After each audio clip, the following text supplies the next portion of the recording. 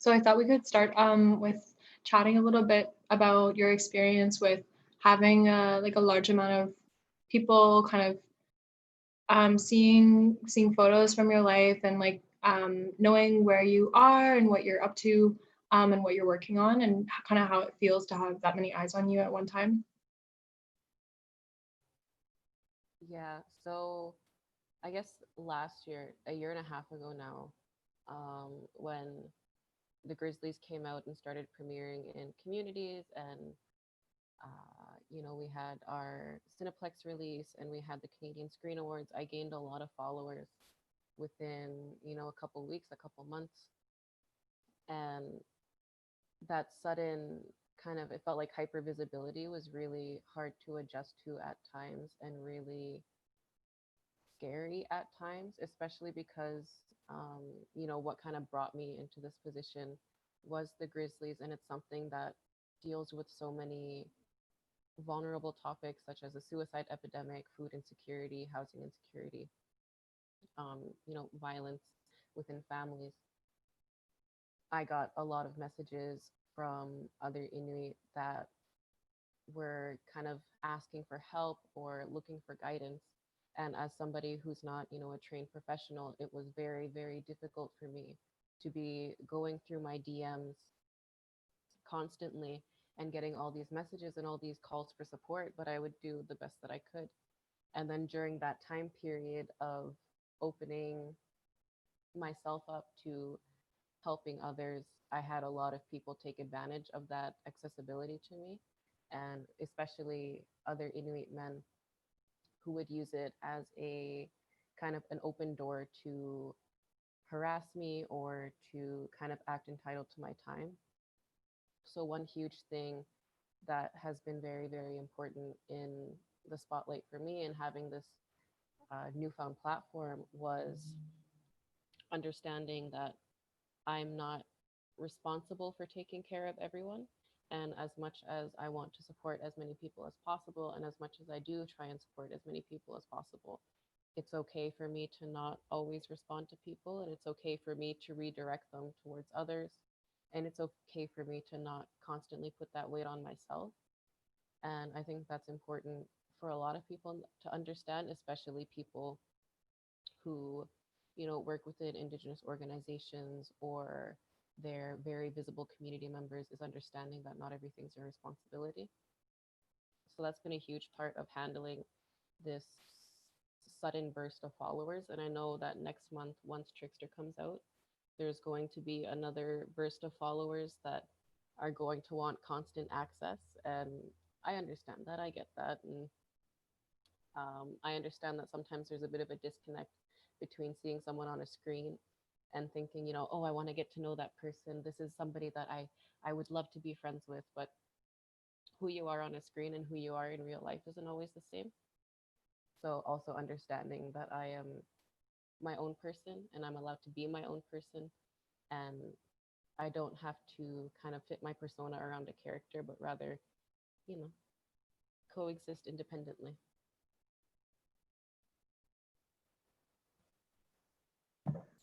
Thank you so much. Yeah, that's really personal and quite serious. So thank you for sharing that with us. Um, I'm curious about how your journey into film and TV has been. Like, how has that felt for you, like as a young person too? It's been interesting. Like it's one of those things that it was never very intentional for me to get into the film industry. It was something that kind of happened by chance. It was just for fun. I remember I was 15 when the casting call for Grizzlies came out 4 years ago. And I remember I saw it and I was like, cool. But my drama teacher was like, go for it. Like, do it. This is something you'd really like. You like doing drama class. So I did it. And then dipping my toe into film with the Grizzlies was a lot of fun. But at the time, I think I didn't really get a sense of what the film industry was like because it was so personal and because it was so much a depiction of life that we see already up north. So as much as it was a film, it was kind of like just life, is like living life as normal. So it was fun at first, and it was, something that kind of meshed into everyday life as is. But then last year, I auditioned for a TV series called The Trickster, which is a CBC miniseries that'll be premiering in the fall, based off Eden Robinson's Son of a Trickster. And that was like going into a whole other universe. That was weird. It was suddenly like just being dropped into a completely different place because these film sets were so much bigger. There were so many more people. There were so many more resources available to us down south compared to up north, where we don't really have those resources. So that kind of ignited this desire to go further with acting. And it really reinforced my confidence in front of the camera and kind of gave me the belief that I could go further. So that's been really nice. I actually just did a self-tape audition recently. I'm hoping that goes well. Um, and so this kind of dive into the film industry has been very fruitful, but I consider myself very lucky. And at times I consider myself more of an exception than, somebody who worked so hard and did all these different things to get to where they are, because a lot of things that have happened for me have been almost like the universe just playing out and saying, all right, this is for you. So I admire people that devote their lives to acting and that have done the education and that have done, all the classes, because I understand that I got to where I am pretty easy. As much as it's been hard, as much as it's been a very emotional roller coaster, I've had kind of a bit of luck with it.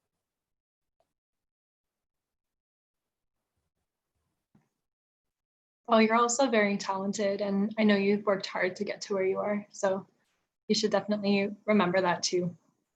Um, and then I don't know how we're feeling, if you're willing to talk about something a little bit more heavy.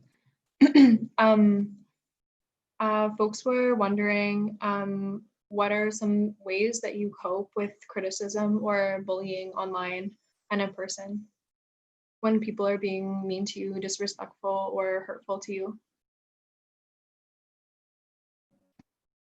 So some of the negative comments and the really disrespectful comments have been, unfortunately, from my own community, like from other Inuit, and not so much about talent or, my background in acting, but more so now that I'm kind of in the spotlight, they there have been people that have questioned my Inukness and have tried to make me feel like I'm performing my Inukness, like um I'm not even a community member anymore. Like some people, because of this portrayal on a screen, and because of my kind of distance from community the past 2 years where I've been in university, it almost feels like people don't see me as a part of the community anymore. People see me as a screen personality, a social media personality, but not a community member. And it's been really hard, especially hearing comments like, "Oh, she wants to act Inuk now. Oh, she wants to claim this Inukness. Oh, she wants to act like she knows everything about being Inuk." And it's like, I've dealt with so much in the past when it comes to internalized racism and dealing with my own negative feelings towards myself and my Inukness that I had to overcome through a lot of learning and unlearning. And I feel like a lot of Indigenous youth go through that, where they internalize those stereotypes. And it takes so much time to go, like, to understand why a lot of the time our communities struggle in the way that they do, and why it's not so much, it's not our fault, and it's rather um, just dealing with the repercussions and having to learn and having to move forward and having to pick up the pieces from what's been broken, not by us, but by others. So it's been tough. A lot of the time it's been tough. And there are times I live in Ottawa right now, during the pandemic. And there's been times where it's like, do I even want to go home? But a really important thing and a really grounding thing for me has been kind of looking back through history, through ancestral knowledge, where, Inuit, traditionally we're Inuit, but we didn't just value ourselves as Inuit. People were hunters and they were providers and they were so incredibly smart and so strong. And their value wasn't just based off their identity, it was based off so many other things. And so when people try to tell me, that I'm not Inuk enough, that I'm performing, that I'm being whatever, I try to remember that like being Inuk is part of who I am, but it's not all of who I am. And nobody gets to discredit that from me. Nobody gets to take that away from me. There's so many, so many different ways to be Inuk. There's no one way. And I'm not gonna let anybody put me into a box, just like I would never put anybody else into a box. And just I hope kind of more people see that and know that we can be different. There's no one way to be. So it's been hard, but it is what it is. I take everything with a grain of salt these days. I take all the comments with a grain of salt these days, and nobody gets to decide who I am for me. Just like I'm not going to decide who anybody else is, because that wouldn't be fair. So I know who I am. I know what goes on in my head. Not everybody else does. I think that's a really important point, just what you just said, like no one else can decide who you are for you. It's not possible. And also like as Indigenous people, like regardless if we're Inuit, if we're like Mohawk, if we're a Métis person, like for an Indigenous person, anything you do is Métis. Anything you do is Inuk because you're Inuk. There's nothing else to it. So whatever you do, however you look, that is a Métis thing, or that is a Mohawk thing, or whatever whoever your people are, wherever you're from.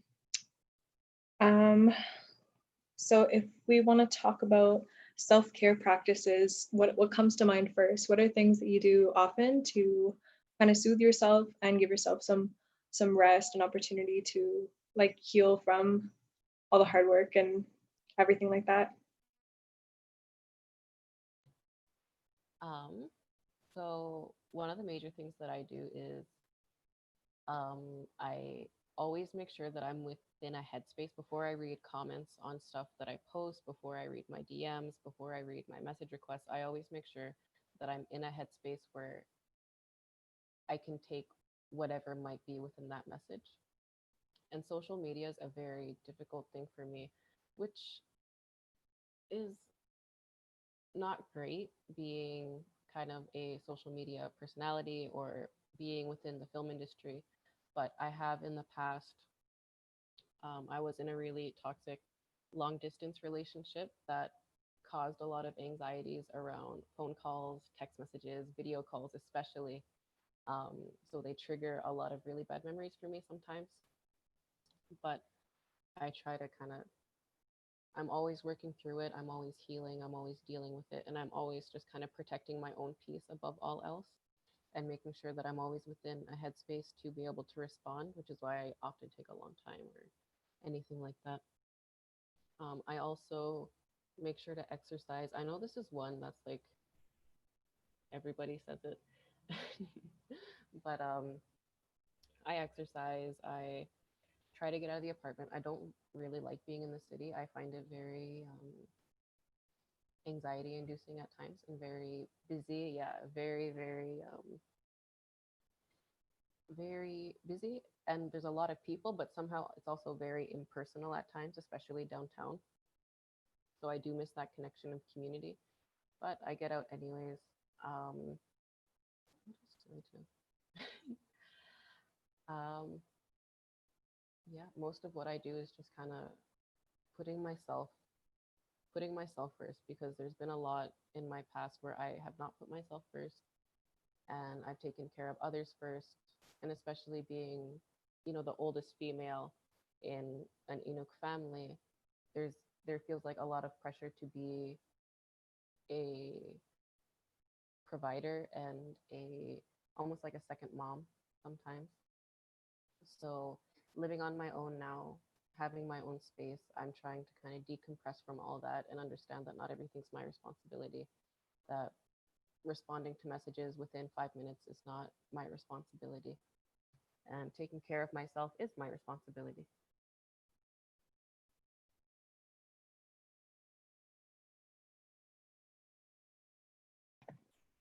Mute. So staying active, getting your body moving, getting out of your place, and just remembering like your own boundaries and how you no one is entitled to labor from you when you need to rest. Thank you for that. Um, I'm gonna go to some of the things that you were that you mentioned before. So anything else? Like, do you have any other things to share? Maybe advice for other folks about lateral violence, like in the community between community members? Just if you have anything more to say on that before we move on.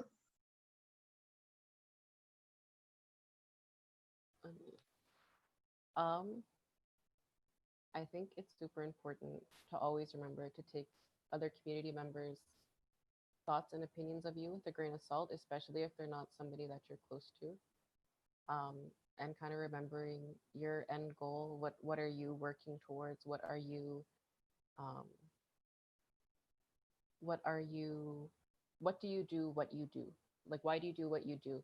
And you're always keeping that in mind, and acknowledging that community is important, family is important, but if somebody's hurting you, if somebody's pulling you back, if somebody is not allowing you to grow and to heal and to do what you want to do, then it's perfectly okay for you to say, I don't want you in my life. I don't need you to keep putting putting all this negativity onto me and making me deal with whatever you're projecting, whatever insecurity you're projecting, whatever negativity you're projecting, because that's not for me. That's not my responsibility. And it's hard, and sometimes for a period of time after you let go of those people in your life, there may be another wave of community members saying things, because people spread rumors, right? People say things, and they're going to be like, oh, like they dropped me because of this. One that I hear all the time is, oh, she thinks she's so famous now, she don't even talk to me anymore. Like, I don't talk to you because you're mean to me. So just acknowledging like your boundaries, and that it's okay to drop people. It's okay, you don't owe anyone an explanation. And that was very freeing for me, was saying, I don't owe anyone an explanation. I can just unfriend them and be happy. That's great. So just knowing that you're you, do you, drop people if you need to, and not owing people explanations, and allowing yourself your own time and space. Like, that's perfectly okay, and it's always acceptable. And if this person is, mature enough to handle it, then that's great. If they're not, that's not really your problem.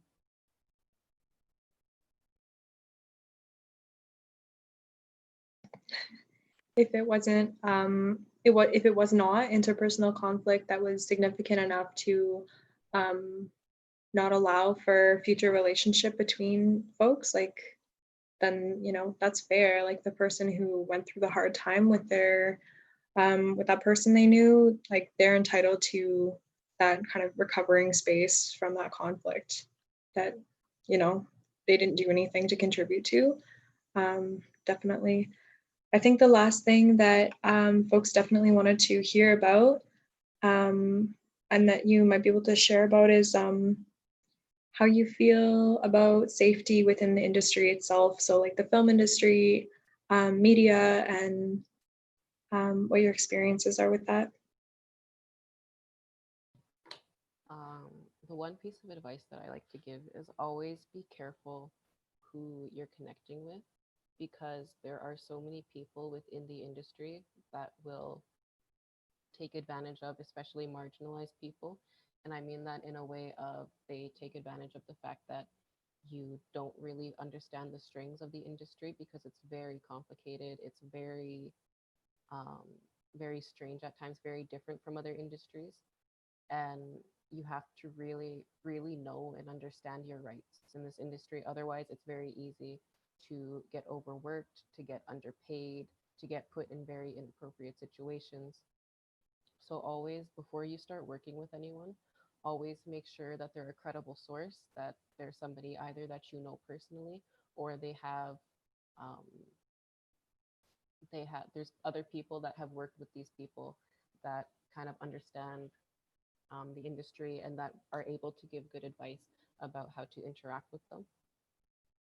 I know a lot of people that have worked, like say, with agents in the past, Indigenous folks that have worked with agents in the past that have been given advice such as make sure you don't show up to work hungover the next morning, or make sure you always act professional on set, because they have this preconceived idea of what an Indigenous person is, how they act, who they are.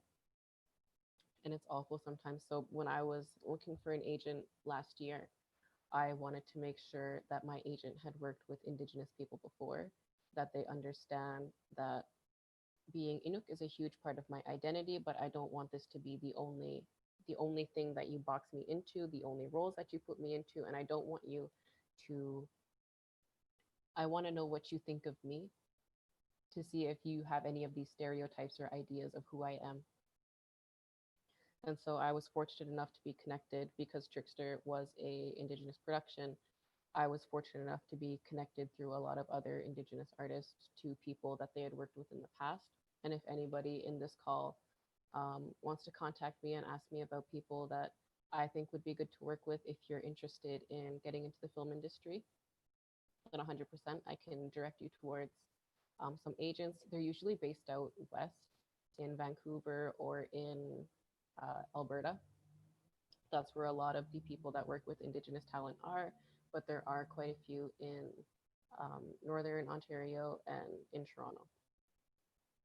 And aside from that, I also want to highlight the importance of not being afraid to ask questions, because that's something that I was really afraid to do. And also, not even really knowing how to ask questions was a huge, huge difficulty for me. And I've gotten taken advantage of because I didn't know how to ask questions, because I didn't know my rights, and because I didn't know what I was allowed and what I wasn't allowed to do. So all those lines were blurred for me, and wherever they told me to go, I went, because that's all I thought I could do. So with Trickster, I was very fortunate that the producers were very kind, and they were very they wanted what was best with me and they best for me, and they knew that I didn't know very much. So they helped connect me to a lot of people, and a lot of the other older artists helped me understand how to read a contract, how to negotiate what I wanted, what I needed. So protecting yourself in the industry is a lot about kind of just understanding where you stand, especially like as an actor, understanding that, like, yes, you're a part of the film industry. Yes, you kind of just get told where to go and what to do, but you have rights within that, and it's important to protect yourself. And the director of Trickster, Michelle Latimer, I remember, because one day I ended up crying on set because we had gone out in a boat to film in the water, and I had never swum in a swam in a lake that was very deep, but this lake ended up being like 17, 18 feet deep. And so I had like an anxiety attack in the water, and I was emotional because I felt bad. I felt like I had ruined everything. And like I just thought that I had done everything wrong. I was like, oh my gosh, am I going to get fired? But then the director came and she spoke to me afterwards, and she was like, I know what it's like to be a young Indigenous woman in the industry. I know what it's like to feel a lot of pressure. And I never want you to feel that from me. I want you to know your rights. I want you to know that we're here to support you. And I consider myself so lucky to have had that and to have had that support and the conversations that we did have. So if anyone here is interested in getting into the industry, they want to know their rights, they want to know who to speak to, send me a message on Instagram, and I'll try and connect you with people that I do know, because the industry can be really scary, and it can be an even scarier place for people that are already vulnerable.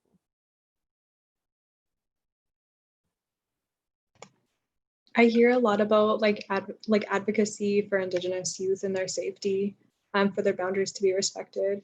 So it's very important to speak on, and it's relevant in every part of society and every part of our lives. Like, to get access to medical services or in work, if people are working in these industries, then that's their source of income, and they need to be and deserve to be safe and respected where they're working, especially youth who are so vulnerable or can be, to being targeted, and taken advantage of, because they have so much good medicine and gifts to offer, and people see their beauty, and they want to work with that. So yeah, it's unfortunate the things that can happen, but we definitely keep each other safe, and then make sure people, can have more information on, what they're about to go into, or considering.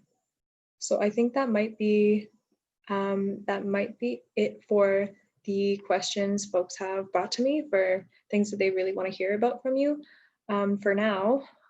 So I don't know what we'd like to do next. If people had, any comments or thoughts to share, we could go around. Did we want to end the YouTube recording? Yeah, like if there's any folks that want to be in the recording and have questions, feel free to ask. But if no one wants to be in the recording, we could turn it off. Okay, sounds good. So I'll mute myself again, and then if you'd like to share any comments or ideas, go for it now, within the recording.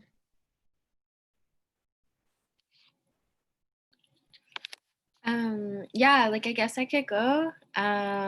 So I guess, yeah, not really like a question or any like a comment really, but just to yeah, say miigwech, hi. Thank you for sharing. I think that, you know, safety in all areas and all walks of life is really important. And so I really believe in like whisper networks.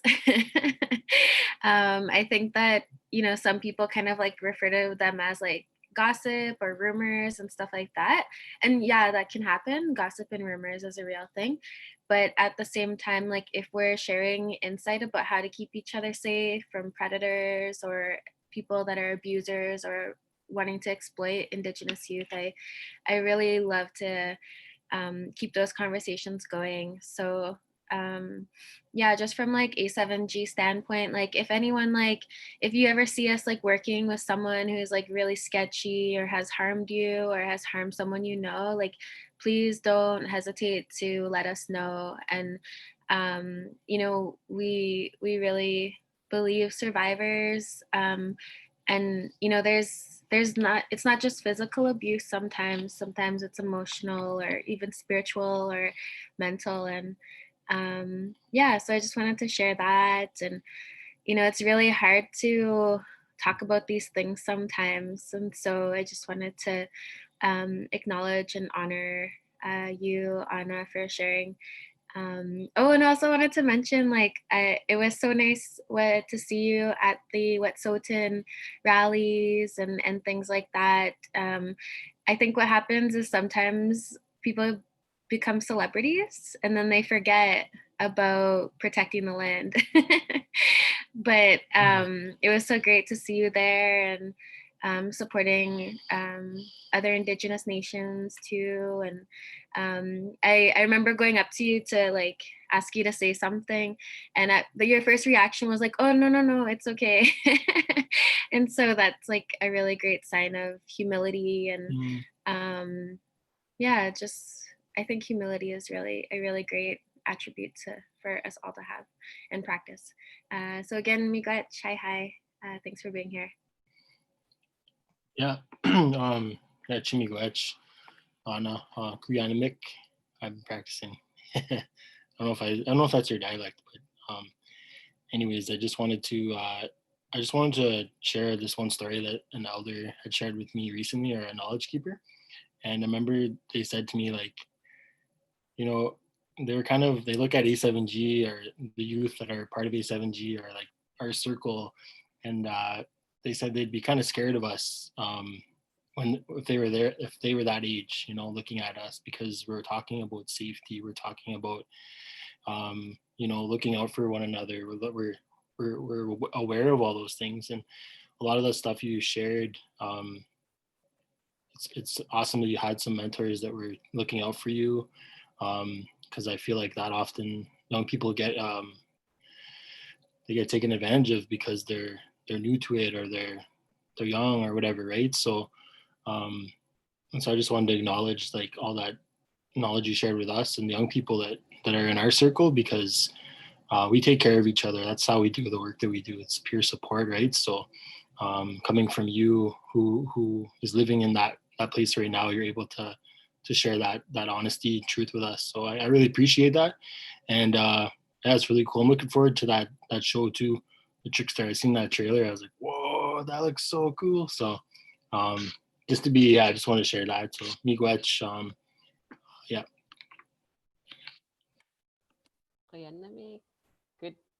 Good try at the pronunciation. I appreciate that. No, I appreciate those comments, and it's always community first above all things. You do these projects, and at the end of the day, they're just projects. It's always community first, our safety first, and I really appreciate the whisper networks. Those have protected me many a time, and I know that they have protected other vulnerable Indigenous people, or just Indigenous peoples in general. So, like, I think sometimes people, like, they'll get into the spotlight and then they kind of lose that touch with their community, and then other times it makes people kind of want to sit further in with their community and makes them grateful for what they do have and that connection that they do have. Because I know that, like, even being involved with stuff down south, with non-Indigenous people and in university, it's made me appreciate my community so much more, and that connection so much more, and the authenticity of it. And I'm really grateful for all of your guys' comments, and also grateful for the comments on Trickster. I can't wait for the world to see it. It's going to be unreal. I'm so excited.